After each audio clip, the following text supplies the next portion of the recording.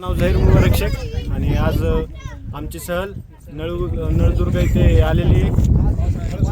सकाळी आम्ही 6 वाजता निघालो होतो। अगोदर मी तुळजापूर मंदिर, तिथून मग आम्ही आपल्या घरी तर भेट दिली अनाथ आश्रमाला आणि आता मी नळदुर्ग इथे आलेलो आहे। बघू शकता पर्यटन स्थळे, ऐतिहासिक स्थळे, हे पर्यटक आहेत।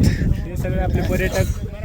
मी गणेश सरांना विनंती करतो, गणेश सर तुम्हाला काय वाटतंय, तुमचं काय मत सांगा अच्छा आपल्या ट्रिपबद्दल। विचार नळदुर्ग हा किल्ला आम्ही आज बघितला आणि त्याच्या टोकाला बुरुजावर आम्ही आहोत। या बुरुजावर येऊन पाहिलं तर या किल्ल्याची तटबंदी आणि त्यासोबतच किल्ल्याची सुरक्षा यंत्रणा कशी होती, काय होती, यासोबतच आमच्यासोबत जे शैक्षणिक सहलीसाठी जे विद्यार्थी आले होते जामखेड महाविद्यालय जामखेड्याचे, हे सर्व आज खूप खुश आहेत, कारण का या सहलीचं सार्थक त्यांना लाभलेलं आहे। ओके कांबळे सर, तुमची कमेंट, तुम्हाला काय वाटतं किल्ल्याबद्दल थोडंसं सांगा। खूप छान असा हा भुईकोट किल्ला आहे नळदुर्गचा आणि याचं वैशिष्ट्य म्हणजे आपण बघतोय की याच्या चारी बाजूने पाणी आपल्याला दिसतंय।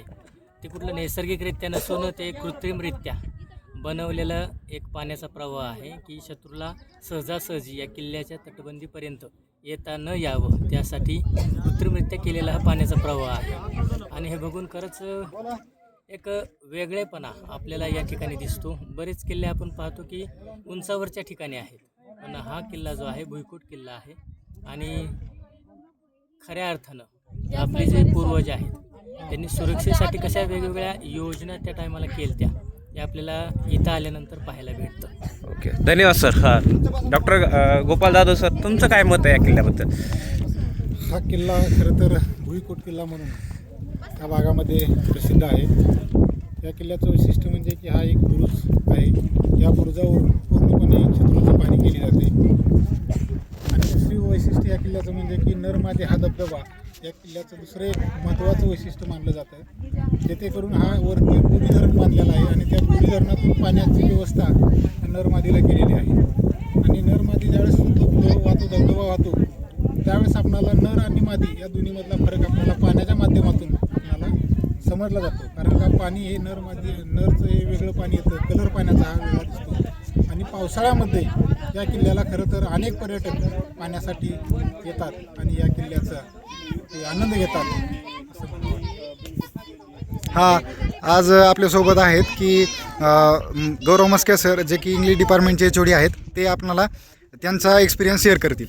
धन्यवाद गणेश, मला संधी दिल्याबद्दल। आज आपण खास करून कांबळे सर असतील, जाधव सर असतील आणि विशेष तुम्ही पवार सर, आपण कमी वेळेत ट्रिप ऑर्गनाईज केली, त्यामुळे मग आपल्याला हे जे आज बघायला भेटतं आणि मुलांना खास करून आपण जे आपलं घर ते दाखवलं त्या माध्यमातून आपल्या विद्यार्थ्यांना खूप काही सामाजिक जाणीव झालेले असेल। तसंच हा जो नळदुर्ग किल्ला आहे, जसं जाधव सरांनी पूर्ण त्याबद्दल सांगितलेलं आहे, ही तटबंदी जी आहे समजा चारही बाजूनं काही खंदक आहेत, जेणेकरून शत्रूला कुठल्याही प्रकारचा एंट्री करायचा चान्सच नाही आहे। हा किल्ला आपण प्रत्येक आवर्जून पाहायला पाहिजे, जेणेकरून आपल्या मुलांना खास करून लहान मुलांना आपल्याला इथं घेऊन यावं, जेणेकरून आपले पूर्वज कुठल्या क्वालिटीचे होते, त्यांची काही क्षमता होती आणि शत्रूच्या सोबत कसं ते भेदक तयार केला हा किल्ला अभेद। या किल्ल्याच्या माध्यमातून आपल्याला नक्कीच थोडेसे आपण इतिहासात गेलं होऊ शकतं। आपल्याला जर पाहिलेलं असेल तर पायऱ्या चढत असताना बुरुजाच्या आपल्याला दम लागत होता, तर त्या लोकांनी इथं कसं आणलं असेल, कसं बिल्ड केलं असेल हे आपल्यातून धन्यवाद। काय प्रत्येक ठिकाणी ही होते